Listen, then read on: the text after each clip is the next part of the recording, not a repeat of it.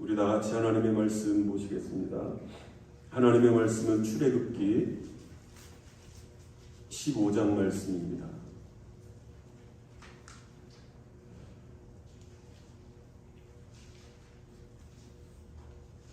출애굽기 15장 22절에서 27절까지 말씀입니다. 같이 한 목소리로 합독하시겠습니다. 모세가 홍해에서 이스라엘을 인도하며 그들이 나와서 수르 광야로 들어가서 거기서 사흘 길을 걸었으나 물을 얻지 못하고 마라에 이르렀더니 그곳 물이 있어서 마시지 못하겠으므로 그 이름을 마라라 하였더라. 백성이 모세에게 원망하여 이르되 우리가 무엇을 마실까 하매 모세가 여호와께 부르짖었더니 여호와께서 그에게 한 나무를 가리키시니 그가 물에 던지니 물이 달게 되었더라. 거기서 여호와께서 그들을 위하여 법도와 율례를 정하시고 그들을 시험하실세 이르시되 너희가 너희 하나님 나 여호와의 말을 들어 순종하고 내가 보기에 의를 행하며 내 계명에 귀를 기울이며 내 모든 규례를 지키면 내가 애굽 사람에게 내린 모든 질병 중 하나도 너희에게 내리지 아니하리니 나는 너희를 치료하는 여호와임이라.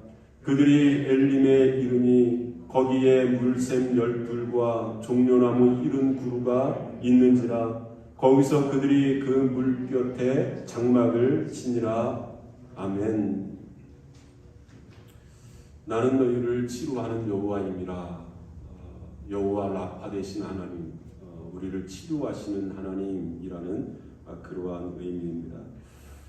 우리의 고통을 치료하시는 하나님, 또 우리의 이 아픔, 또 우리의 질병을 치료하시는 하나님, 그 하나님이 오늘 저와 여러분들을 또 치료해 주실 줄 믿습니다. 질병이 있으신 분들은 또 질병에서 자유케 되어주고 또 어떤 삶의 고통이 있으신 분들은 또 치료하시는 하나님의 손길이 임해서 그 고통에서 치료함 받을 수 있는 귀한 시간이 될 수 있기를 바랍니다. 우리가 인생을 살다 보면 이 노래하고 싶을 때가 있어요. 또 막 인생을 살다 보면 뭐 이 노래로는 좀 이게 부족하고 이 몸을 그 주체할 수 없는 이렇게 좀 춤추고 싶은 그런 때가 있습니다. 뭐 하나님의 은혜를 경험했다든지 또 하나님의 어떤 기적, 이 복을 경험했다든지 아니면 어떤 성공 가도를 달릴 때 우리는 노래할 수 있고 또 춤출 수 있습니다. 그런데 우리의 이런 노래가 지속되지 못하도록 또 우리의 인생에 어떤 딜레마가 있습니다. 우리가 기대하지 않았던 어떤 그 인생의 고통이 우리에게 닥쳐오면 우리가 하나님을 찬양했었던 노래했었던 그 입술로 오히려 하나님을 원망하게 되어지고 너무나 좋아서 이 춤추던 그 손길로 우리의 가슴을 칠 수밖에 없는 그런 고통이 우리에게 다가오면 노래는 그치고 춤 사이는 멈춰지게 됩니다. 오늘 본문의 말씀을 보면 그 이스라엘 백성들이 지금 이것을 경험하고 있는 거예요. 너무나 기뻐서 하나님을 찬양하고 너무나 기뻐서 이 몸을 주체할 수 없이 막 이렇게 하나님을 향해서 춤을 추고 있다가 이제 인생의 고통, 어떤 인생의 쓴맛을 보자마자 바로 하나님을 원망하고 불평하는 그 이스라엘 백성들의 모습을 보여주는데요. 그 출애굽기 15장 1절 말씀 보면 이런 말씀이 있습니다. 이때에 모세와 이스라엘 자손이 이 노래로 여호와께 노래하니 일렀을 때 내가 여호와를 찬송하리니 그는 높고 영화로우시며 하나님을 막 찬양하는 거예요. 하나님을 노래하는 겁니다. 그의 이름을 영화롭게 하고 그의 이름은 영화롭도다 하면서 막 노래를 하는 거예요. 그것으로 만족하지 못하고 아론의 누이, 그러니까 이 모세의 누이였었던 미리암 선지자를 중심으로 해서 그 이스라엘의 여인들이 막 춤추기 시작한 겁니다. 뭐 여인들만 춤을 췄겠습니까? 거기 모여 있었던 60만이라는 그러한 이스라엘 백성들이 하나님을 향해서 춤을 추는 겁니다. 그 내용이 20절 말씀에 이어지고 있는데요. 아론의 누이 선지자 미리암이 손에 소고를 잡으며 모든 여인도 그를 따라 나오며 소고를 잡고 춤추니 라고 이야기를 하고 있어요. 그런데 이 노래와 춤이 오래가지 못했다는 거예요. 그 이어지는 출애굽기 한순간에 노래는 그치고 그 입술로 모세를 원망하고 심지어는 하나님을 원망하고 이 원망과 불평으로 바뀌어지기 시작했습니다. 왜 그랬을까? 그들의 마음에 고통이 찾아온 겁니다. 그들의 마음이 고통이 찾아온 겁니다. 그 22절 말씀 보니까요. 모세가 홍해에서 이스라엘을 인도하며 그들이 나와서 수르 광야로 들어가서 거기서 사흘길을 걸었으나 물을 얻지 못하고 라고 말씀하고 있어요. 이스라엘 백성들이 홍해를 건넌 지 사흘, 그러니까 3일 동안 그 수르 광야로 들어와서 3일 길을 걸어간 거예요. 근데 3일 길을 걸어가는 동안 물을 얻지 못했다. 여러분, 이 광야를 걸어가면서 뭐 저희는 가보지는 않았습니다만은, 저는 가보지는 않았습니다만은, 뭐 낮에는 그 내리쬐는 그 태양빛, 뜨거운 온도, 여러분 이 물이 없으면 살아갈 수 없는 것이 바로 이 광야 아닙니까? 근데 사흘 동안 이 물을 먹지 못한 겁니다. 어떻게 보면 완전히 상황이 역전되어진 거예요. 불과 3일 전에는 막 하나님을 좋다고 하나님을 찬양하고 노래하고 춤추고 막 그랬던 이스라엘 백성들이 이제 상황이 역전되어져서 오히려 하나님을 원망하고 지도자 모세를 원망하고 이렇게 상황이 역전되어진 겁니다. 여러분, 이스라엘 백성들이 홍해를 건넌 다음에 이제 그 광야길을 이렇게 걸어가는데요. 그 애굽을 빠져나온 사람이 장정만 60만 명입니다. 60만 명. 그러니까 이렇게 숫자로 셀 수 있는 장정만 60만 명이니까 뭐 어린아이, 노인, 또 여인들까지 합치면 대략 한 200만 명이 되지 않나라고 생각이 되어집니다. 그 200만 명이 이 광야길을 걸어가는 겁니다. 또 뭐 사람만 있는 것이 아니라 짐승, 가축도 있는 거예요. 뭐 양도 있고 소도 있고 낙타도 있고 뭐 이런 짐승들도 같이 움직이는 겁니다. 그러니까 뭐 대략 그 하루에 걸어갈 수 있는, 하루에 이동할 수 있는 거리가 뭐 한 20km 정도, 뭐 길어야 20km, 대략 이 마일로 따지면 한 12마일 정도, 뭐 12마일에서 13마일 정도 되는 그 거리를 이제 이동을 하는 겁니다. 3일 길을 걸어가니까 대략 한 60km 정도를 이렇게 이동을 한 거예요. 그 60km 정도 가는 동안 이 물을 얻지 못한 겁니다. 그러니까 얼마나 갈증을 느꼈을까. 그런데 그냥 단순히 갈증을 느낀 것만으로 끝나는 것이 아니라 하나님을 향해서 원망한 거예요. 하나님을 향해서 막 불평을 늘어놓기 시작하는 겁니다. 한 60km 정도 가니까 멀리서 오아시스가 보여요. 그래서 막 달려가서 얼마나 목마르겠어요. 그래서 막 그냥 벌컥벌컥 물을 마셨는데 마실 수 없는 쓴물입니다. 그래서 마셨던 물을 다 토해내고, 그러니까 더 하나님을 향해서 원망하지 않았나라고 생각이 되어집니다. 바로 얼마 전까지, 불과 뭐 3일 전 하나님을 찬양하던 이스라엘 백성들이 너무 좋다고 춤추면서 하나님을 영화롭게 하고 이름을 영화롭게 하고 하나님 사랑한다고 고백하면서 춤추던 이스라엘 백성들이 하나님을 향해서 원망하고 불평하는 그러한 사람들로 변화되어진 겁니다. 여러분, 이것은 이스라엘 백성들의 모습일 뿐만 아니라 또 동시에 저와 여러분의 모습이지 않나라고 생각이 되어집니다. 우리의 인생에 이 노래를 빼앗기는 어떤 인생의 고통을 경험하는 그때, 불과 얼마 전까지 하나님을 찬양하고 하나님의 은혜라고 막 눈물을 흘리면서 하나님을 찬양했었던 우리들이 뭐 기대하지 않았던 어떤 고통이 우리에게 닥쳐왔을 때 우리는 어떤 모습일까? 나는 어떤 모습일까? 막 그 고통을 견디하지 못하고 하나님을 향해서 오히려 원망하고, 왜 나에게 이러시냐? 왜 나를 이렇게 대하시냐? 내가 이렇게 고통 당해야 할 만한 그런 잘못을 저질렀느냐? 하나님을 향해서 원망하는 우리의 모습이지 않나라고 생각이 되어집니다. 여러분, 이런 고통이 올 때 고통 그 자체도 힘들지만 정말로 더 힘든 것은 내가 왜 이 고통을 당해야 되는지, 이 고통의 의미를 알지 못하면 이 고통 그 자체보다 우리를 더 힘들게 하는 것 같아요. 이 고통의 의미, 나에게 왜 이런 고통을 주셨는가? 내가 왜 이런 고통을 당해야만 하는가? 이 고통의 의미를 우리가 알 수 있어야 된다는 거죠. 만약 이것을 우리가 깨닫지 못한다면 아마 그 고통의 시간은 더 길어질 수 있습니다. 왜냐하면 하나님께서는 그 고통을 통해서 반드시 고통의 의미를 우리에게 깨닫게 해주시려고 하는 의도가 있기 때문에 그렇습니다.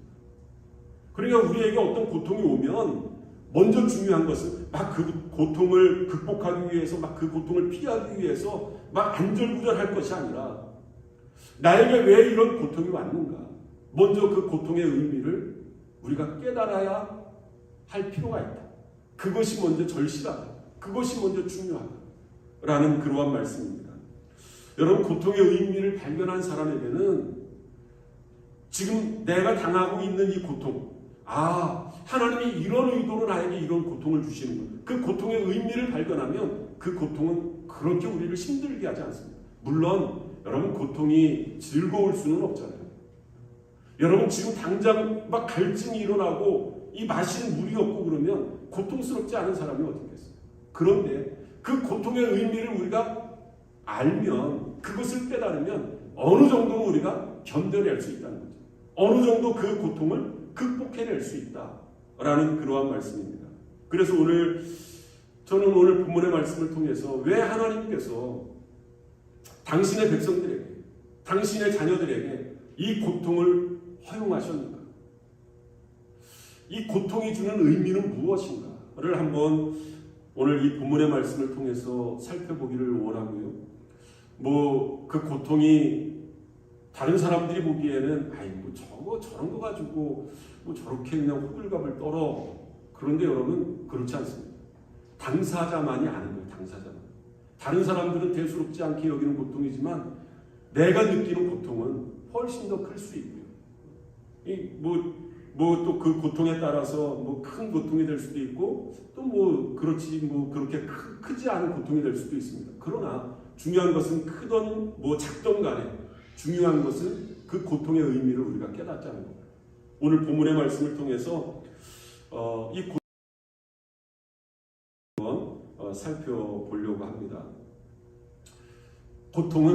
첫 번째로 고통은 하나님의 시험이다. 시험, 테스트다. 여러분, 그 성경 말씀을 보면 하나님은 아무도 시험하지 않는다라고 말씀을 하셨어요. 여기서 이 시험이라는 것은 템테이션, 그러니까 어떤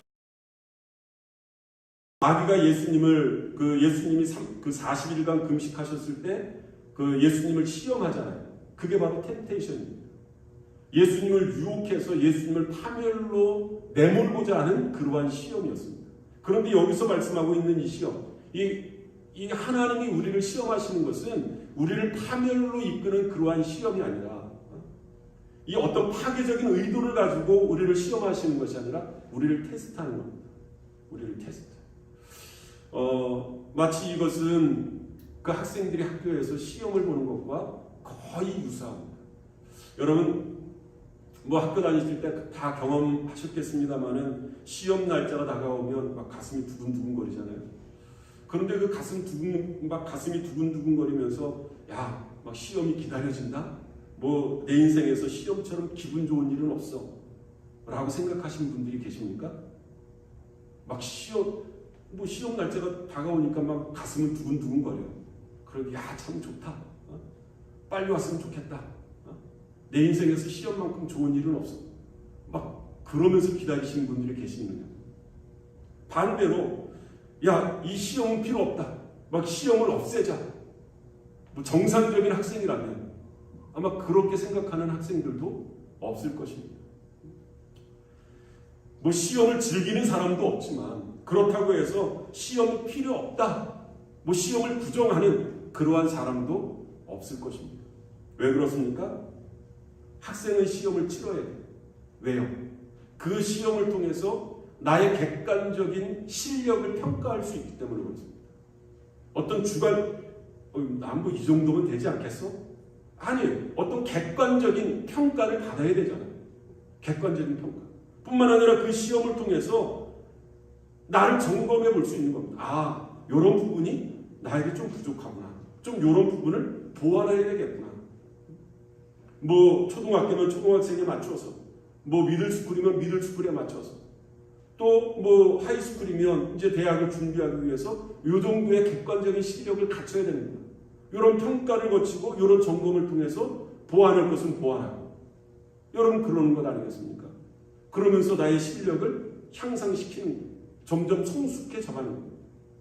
여러분 이것과 비슷하게 하나님은 하나님의 자녀들을 테스트한다는 거죠. 시험하신다는 겁니다. 그래서 우리에게 시험을 허용하시는 겁니다. 여러분 오늘 본문 말씀도 보면 바로 시험이 이런 의미의 시험인 것을 우리가 알 수 있는데요. 그 25절 말씀 보면요. 모세가 여호와께 부르짖었더니 여호와께서 그에게 한 나무를 가리키시니 그가 물에 던지니 물이 달게 되었더라. 거기서 여호와께서 그들을 위하여 법도와 율례를 정하시고 그들을 시험하실세 라고 말씀하고 있습니다. 하나님께서는 이 사건을 통해서 법도와 율례를 정하셨다라고 말씀하고 있습니다. 그리고 이스라엘 백성들이 하나님의 말씀을 붙들고 그 말씀대로 살아가는 내 백성이 되었으면 좋겠다라는 의도로 그들을 시험하신 겁니다. 그들을 시험하신 겁니다. 이 시험은 그러기 때문에 어떤 템테이션이 아니라 막 파괴적이고 뭐 파멸시키기 위한 그런 유혹이 아니라 이 시험은 테스트이다. 테스트. 그렇다면 하나님은 어떤 의도 때문에 당신의 백성들을 시험하셨을까? 여러분 출애굽기 14장부터 말씀을 봐야 이제 오늘 이 본문의 말씀을 우리가 조금 이해할 수 있는데요. 그 출애굽기 14장 말씀을 보면 이스라엘 백성들이 애굽을 탈출해서 이제 애굽을 탈출하는 그러한 장면이 나옵니다. 여러분 얼마나 감격스럽겠어요? 얼마나 감격스럽겠습니까? 애굽을 노예에서 애굽을 빠져나왔습니다. 하나님의 절대적인 기적, 하나님의 절대적인 인도하심으로 애굽을 빠져나왔습니다. 그런데 이스라엘 백성들을 가로막고 있는 장애물이 생긴 겁니다. 홍해 바다가 이스라엘 백성들을 가로막고 있는 겁니다. 그렇다고 해서 뒤로 돌아갈 수 없는 것이 뒤에는 애굽 백성들이 따라오는 겁니다. 애굽의 군대가 죽이려고 앞으로 가지도 못하고 뒤로 나가지도 못하고 그런 상황에서 하나님께서 기적적으로 홍해를 열어주셨습니다. 홍해의 길을 내주셨습니다. 그런데 놀라운 것은 여러분 아무리 홍해가 갈라졌다 하더라도 여러분 얼마나 질척거리겠어요. 어린아이들이 거기를 걸어갈 수 있겠습니까? 수레가 그 길을 걸어갈 수 있겠습니까? 그런데 하나님께서 동풍을 불게 하셔서 그 바닷길을 마르게 만드신 겁니다. 그래서 마른 밀처럼 걸어갔더라. 이것은 전적인 하나님의 은혜입니다. 기적입니다. 여러분 뭐 한국에 뭐 어디입니까? 그 진도인가요? 거기에 뭐 모세의 기적 해가지고 이렇게 바다가 갈라지고 그건 모세의 기적이 아니고 그냥 자연적인 현상입니다. 여러분 이 홍해가 갈라진 것은 하나님의 전적인 기적입니다. 200만 명이나 되는 사람이 그 길을 다 건너간 겁니다. 여러분 그런 하나님의 기적을 보고 어떻게 그런 하나님께 춤추지 않을 수 있겠느냐. 너무나 기뻐서 하나님을 찬양하고 주체할 수 없으니까 막 춤을 추는 거예요. 그랬었던 이스라엘 백성들이 완전히 상황이 반전되어진 겁니다. 역전되어진 겁니다. 그것도 오래 지나지 않아서 3일 길을 홍해를 건너고 3일 길을 수루 광야를 통해서 광야길을 가다가 목이 마른 거예요. 물을 마시지 못하니까. 그러니까 하나님을 향해서 원망한 거예요. 3일 길을 갔다가 간신히 얻은 물을 마셨는데 그 물은 마실 수 없는 쓴물입니다. 그래서 그 물을 토해내면서 하나님을 향해서 원망하죠. 모세를 향해서 원망을 쏟아. 왜 하나님께서 구원해 주셨으면, 애굽을 탈출하게 해 주셨으면, 광야는 물이 없다는 것을 누구보다도 잘 아시는 하나님이 좀 곳곳에 이렇게 좀 목마르면 뭐 좀 이렇게 뭐 하루 정도 지나면 이렇게 목마르겠구나 하면 좀 하루 지난 그 다음에 좀 이렇게 우물이 있는 곳으로 물을 이렇게 얻을 수 있는 곳으로 이렇게 인도해 주시지. 왜 하나님이 이런 고난을 이런 고통을 이스라엘 백성들에게 허용하셨을까? 여러분 거기에 하나님의 의도가 있지 않겠습니까? 야 너희들 사흘 전에 3일 전에 나를 향해서 노래하고 뭐 하나님의 기적 우리에게 복을 내려주셨다고 막 목이 터져라 노래하고 막 흥을 주체할 수 없어서 춤을 추고 너희들 그랬지? 그런데 어때? 좀 지금 막 이렇게 갈증을 느끼는데 너 찬양할 수 있겠어? 너희들 이런 광야 속에서도 나에게 찬양할 수 있겠어? 막 춤추고 너희들 나 사랑한다고 했지? 사랑 고백했지? 너희들이 당하는 이 고통 속에서도 나를 사랑한다고 고백할 수 있겠어? 여러분 하나님 좀 이런 의도가 아니신가 라고 생각이 되죠. 이런 의도가 아니신가. 여러분 중세 신학자였었던 토마스 아퀴나스라는 우리가 한 번쯤은 다 이름을 듣는 아주 훌륭한 신학자가 있습니다. 남겼어요. 하나님을 사랑하는 백성 가운데는 두 종류의 사람이 있다. 하나는 하나님이 자기를 사랑하기 때문에 하나님을 사랑하는 사람과 하나님을 사랑하기 때문에 하나님을 사랑하는 사람. 두 종류의 사람이 있다는 겁니다. 하나님이 나를 사랑하기 때문에 나는 하나님을 사랑해. 첫 번째 종류. 두 번째는 뭐 이것저것 없이 하나님을 사랑하기 때문에 그냥 하나님을 사랑하는 사람. 자기를 사랑하기 때문에 하나님을 사랑하는 사람. 내가 신앙생활을 하면 나에게 유익이 되어지기 때문에 내가 신앙생활을 하고 하나님을 사랑하는 그러한 사람. 물론 우리가 처음 신앙생활을 하면서 이런 동기로 신앙생활을 하지 않는 사람들이 어디 있겠어요? 다 이런 동기를 가지고 신앙생활을 합니다. 하나님이 나에게 은혜를 베풀어 주셨기 때문에 하나님이 나를 구원해 주셨기 때문에 그 은혜를 감사해서 하나님께 사랑 고백을 하고 하나님을 찬양하는 거예요. 여러분 이것은 절대 잘못된 것이 아닙니다. 그런데 이 토마스 아퀴나스가 이야기하고 싶었었던 것은 거기에 머물러서는 안 주셨기 때문에 하나님이 나에게 기적적인 복을 허락해 주셨기 때문에 내가 하나님을 사랑해. 물론 그것도 귀한 일이지만 거기에 머물러서는 안 된다는 거죠. 하나님과의 관계가 깊어지고 하나님이 나에게 기적을 베풀어 주셨을 때만 내가 노래하는 것이 아니라 이 광야를 지나면서 목마를 때도 나에게 고통이 올 때도 내가 하나님을 사랑할 수 있는 하나님을 찬양할 수 있는 그런 관계 그냥 하나님을 사랑하기 때문에 하나님을 사랑하는 거예요. 그 관계를 하나님이 원하신다는 거죠. 그것을 원하신다는 거예요.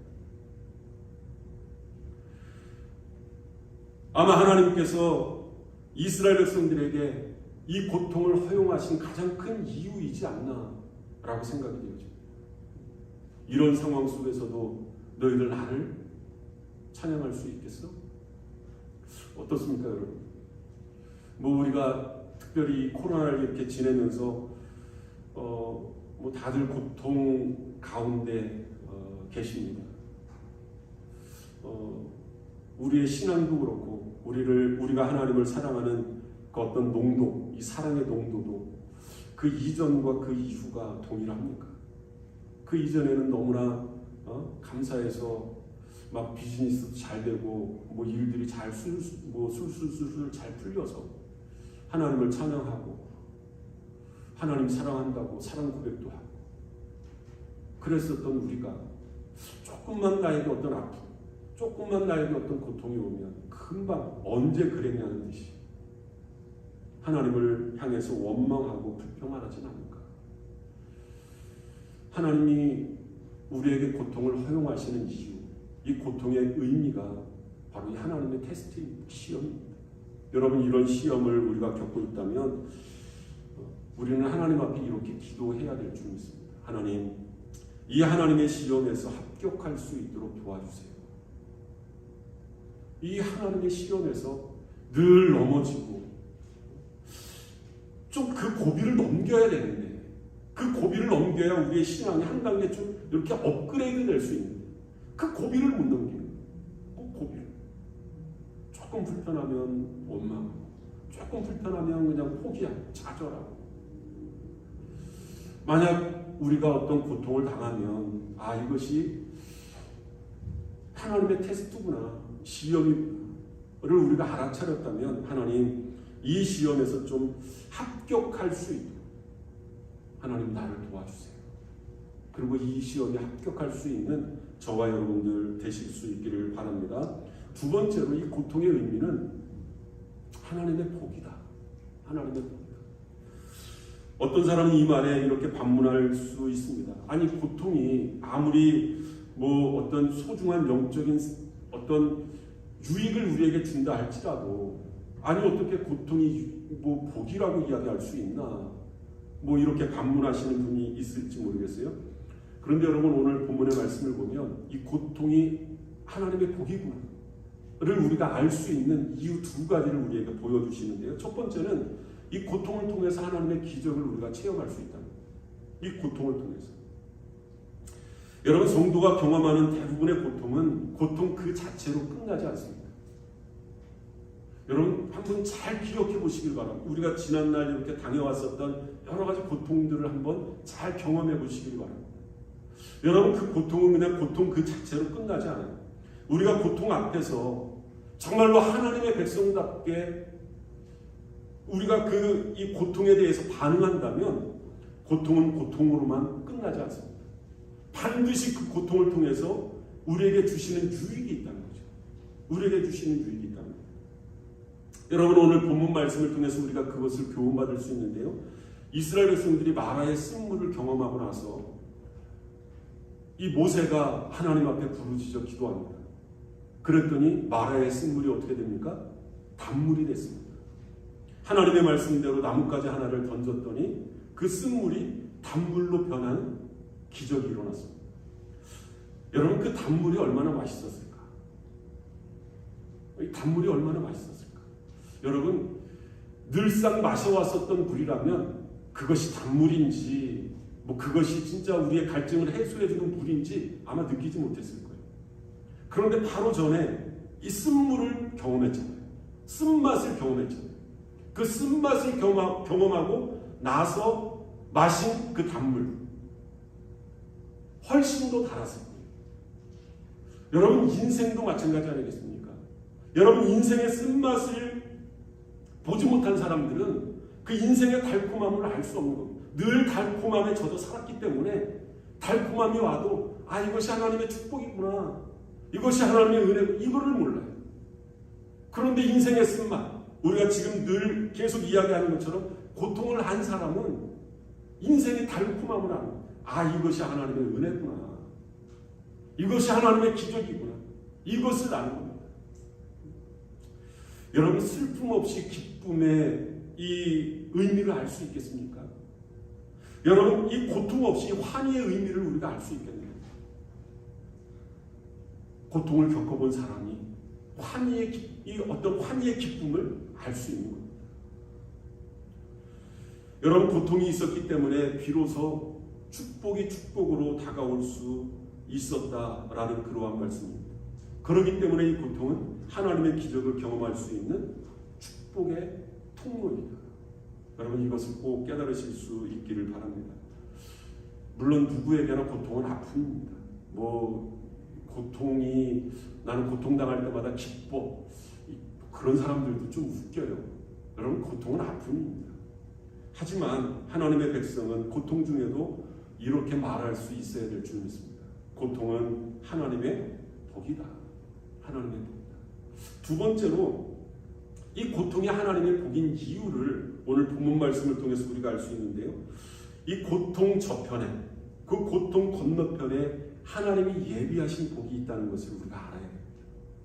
여러분, 오늘 본문의 말씀을 보면은요, 그 27절 말씀입니다. 여러분, 그 축복의 자리까지 그리 멀지 않아요. 그리 멀지 않은 곳에 하나님이 예비해 놓으신 복이 있는 것, 축복이 있는 것. 그것을 우리가 볼 수 있어야 된다는 거죠. 여러분 한번 27절 말씀 같이 보겠습니다. 그들이 엘림에 이르니 거기에 물샘 12과 종려나무 70그루가 있는지라 거기서 친이라. 마라에서 엘림까지는 대략 한 11km. 여러분 하루에 몇 킬로를 이동했다고 했습니까? 한 20km 정도를 이동했다라고 말씀을 드렸습니다. 20km. 그러면 11km니까 뭐 한 반나절이면 갈 수 있는 거리입니다. 마라에서 엘림까지 한 반나절이면 갈 수 있는 거예요. 거기에 물샘 12개가 있어요. 여러분 한 개만 발견해도 물샘이라는 것은 오아시스의 우물입니다. 큰 우물이에요. 한 개만 발견해도 소중한 12개가 있었다. 뿐만 아니라 종려나무 70그루나 있었다. 나무가 드리워져 있는 오아시스입니다. 오아시스. 여러분 이스라엘 백성들이 왜 하나님을 원망했다고요? 왜? 이유는 간단합니다. 엘림을 보지 못했기 때문에 그래요. 만약 이스라엘 백성들이 요즘처럼 드론을 먼저 이렇게 띄워서 어디쯤에 오아시스가 있어 어디쯤 발견했다면 3일까지 걸어왔는데 그러잖아요. 3일까지 우리가 참았는데 반나절만 더 가면 엘림이 있다고 하는데 오아시스가 있다고 하는데 여러분 원망하겠습니까? 그냥 더 기대하는 마음으로 더 이 바쁜 발걸음으로 막 엘림까지 뛰어갔을 거예요. 그런데 이스라엘 백성들이 원망했었던 것은 엘림을 보지 못했기 때문에 그렇습니다. 엘림을 보지 못했기 때문에. 내일의 희망을 보지 못했기 때문에, 내일의 비전을 보지 못했기 때문에 원망하고 불평하는 거예요. 반드시 하나님께서 엘림을 준비해 놓으셨는데 그것이 가려진 거예요. 모래 언덕에 의해서 가려졌는지 아니면 어떤 모래 바람에 의해서 가려졌는지 또 11km 정도 되니까 육안으로 발견하지 못할 수도 있습니다. 그런데 여러분 그 11km 너머에 엘림이 있는 거예요. 엘림이. 그것을 우리가 알지 못했기 때문에 원망하고 불평하는 겁니다. 그리고 그 자리에 주저앉아서 우리에게 왜 이러시냐고. 살아계시긴 한 거냐고. 이렇게 하나님을 원망하고. 지도자 모세를 원망하고. 마치 인생 다 산 사람처럼. 우리가 그런 모습이지 않습니까? 하나님께서 엘림을 준비해 놓으셨는데 우리가 그것을 신뢰하지 못합니다. 그것을 믿지 못하는 겁니다. 이 너무나 안타까운 모습 아니겠어요? 이 조금만 더 참았으면, 조금만 더 참고 하나님께서 우리를 위해, 여러분 이 애굽의 노예에서 이스라엘 백성들을 구원하신 하나님이시지 않습니까? 여러분 홍해 앞바다에서 홍해를 건너게 하시는 하나님이시지 않습니까? 그런 하나님이 이스라엘 백성들을 구원해 놓고 광야에서 목말라 죽게 하셨다. 여러분 이게 믿지 않는 사람이 들어도 아니 하나님이 그런 분이셨어? 아니 당신의 백성들을 애굽에서 빠져나오게 하시고 홍해를 그렇게 건너게 하신 하나님이 당신의 백성들을 광야에서 목말라 죽게 하셨어? 에이 시시한 하나님이네. 만약 하나님이 살아계시다면 시시한 하나님이네. 여러분 그럴 것 아니겠습니까?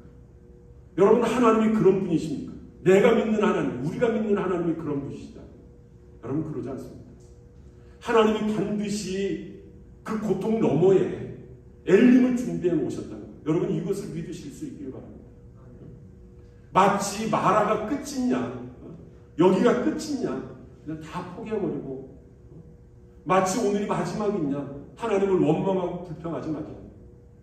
조금만 더 가면 그 고통 너머에 하나님이 엘림을 준비해 놓으십니다.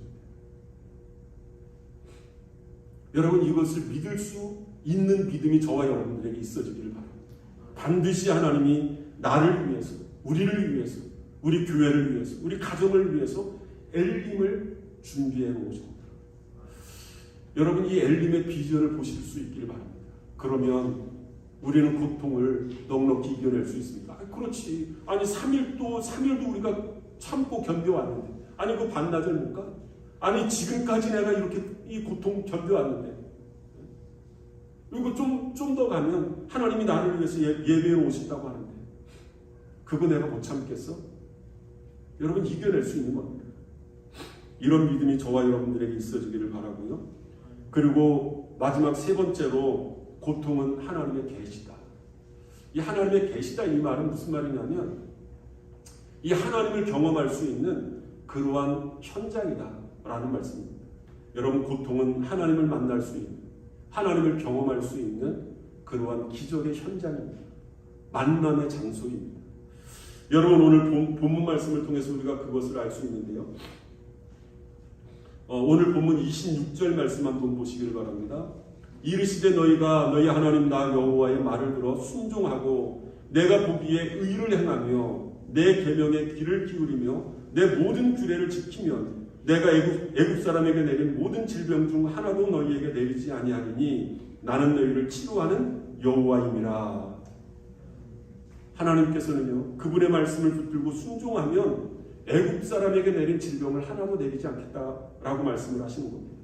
뿐만 아니라 그분의 뜻대로 살면 이 질병의 고통도 극복할 뿐만 아니라 치유되어질 수 있다라고 말씀을 하십니다. 그러면서 하나님이 뭐라고 말씀하시냐면 나는 너희를 치료하는 여호와다. 나는 너희를 치료하는 하나님이다. 여호와 라파, 치료하시는 하나님. 여러분 지금 질병 때문에 고통 당하시는 분들 계십니까? 아니면 어떤 환경적으로 고통을 당하시는 분들이 계십니까? 여호와 라파 되신 하나님을 믿으실 수 있기를 바라요. 치료하시는 하나님, 내 질병을 치료해 주시는 하나님. 뭐 감기 정도가 아니라 모든 질병. 여러분 없는 가운데서 있게 하시는 하나님이 있는 것을 조금 이렇게 뭐 잘못된 것을 이렇게 조금 만져주신, 우리는 하나님이 나를 창조하시는 것은 믿는데 이 조금 막 그런 것들로 이렇게 있는 것을 이렇게 변형시켜 주시는 것은 잘 믿지를 못해요. 여러분 없는 것을 있게 하시는 것이 더 능력 있습니까? 아니면 있는 것을 조금 이렇게 바꿔주시는 것이, 정상으로 돌려놓는 것이 어렵겠습니까? 이 비교가 안 되잖아요. 내가 믿는 하나님은 그런 하나님이시다. 치료하시는 하나님이시다. 여러분 질병 때문에 내가 하나님께 구했더니 하나님이 나를 치료해 주셨다. 그 질병을 통해서, 그 고통을 통해서 하나님을 경험하는 겁니다. 여러분 이것은 단순히 목사가 하나님은 이런 분이야 라고 설교 내용을 듣고 이해하는 그 하나님이 아닙니다. 여러분 그것과는 비교할 수 없는 그런 하나님이십니다. 내가 직접 경험한 하나님, 그냥 남에게 들은 하나님. 여러분 이것을 어떻게 비교할 수 있겠어요? 뭐 방송을 통해서 설교를, 어떤 설교자를 통해서 하나님은 이런 분이냐 뭐 아무리 들어도 내 얘기가 아니에요. 내 얘기가 그냥 딴 사람 이야기입니다. 그런데 고통 중에 내가 하나님께 기도했더니 하나님이 나를 고통 중에서 치료해 주셨어요. 내가 질병 가운데 있을 때 하나님께 치료의 하나님께 기도했더니 나를 치료해 주셨다. 내가 경험한 하나님, 그 고통 가운데서 하나님이 자기를 계시하신 겁니다. 자기를 드러내 보여주신 겁니다. 여러분 그런 하나님을 만나실 수 있기를 바라요. 이 고통 중에 있는 분들이 가장 많이 읽는 성경책 중에 하나가 욥기서라고요. 욥처럼 이 고통 중에 이 하나님의 은혜를 경험하고 고통을 잘 견뎌냈더니 하나님께서 갑절의 복을 주셨다. 뿐만 아니라 뭐 재산도 갑절로, 뭐 자녀도 많게 해주셨고, 그리고 장수의 복을 주셨다. 이 그것으로 위로를 받아요. 그런데 여러분 이 욥기서가 우리에게 주는 교훈은 따로 있습니다. 정말로 욥이 그 고통을 겪고 나서 정말로 하나님의 은혜를 깨달은 그 성경 구절이 있습니다. 여러분 42절, 욥기 42장 5절 말씀을 한번 보시기를 바랍니다. 욥이 고통을 겪고 나서 욥의 고백이에요. 이 욥의 고백이 저와 여러분의 고백이 되어졌으면 좋겠습니다. 한번 같이 읽어보겠습니다. 내가 주께 대하여 귀로 듣기만 하였사오나 이제는 눈으로 주를 배웠나니 나이다 라고 말씀하고 있어요. 하나님, 제가 전에는 하나님에 대해서 기독량만 했습니다. 뭐 설교자를 통해서 누구를 통해서 하나님에 대해서 듣기만 했습니다. 그런데 내가 고통 중에 나의 고통을 이기게 하신, 나의 고통을 회복시켜 주신, 치유해 주신 하나님을 내가 직접 만났습니다. 이것이 나에게 복입니다. 이것이 나에게 진정한 복입니다. 이런 고백을 욥이 하고 있는 겁니다. 하나님을 만날 수 있는, 이 고통을 통해서 하나님께서 당신을 직접 보여주시는 그러한 기적의 현장이다. 만남의 장소이다. 그렇기 때문에 고통은 우리에게 복이다 라는 것을 다시 한번 깨달으실 수 있기를 바랍니다. 여러분, 지금 고통 속에 있고 이 고통의 의미를 정확히 풀고 있지는 못하지만 이 고통 속에서 하나님을 만날 수 있다면, 또 이 고통 속에서 나를 창조하시고 치료하시는 그 하나님을 내가 만날 수 있다면, 여러분, 이 고통은 우리에게 축복인 줄 믿습니다. 여러분, 그 믿음을 가지고 지금 당하고 있는 이 고통을 넉넉히 이겨낼 수 있는 저와 여러분들 다 되실 수 있기를 바랍니다. 기도하시겠습니다.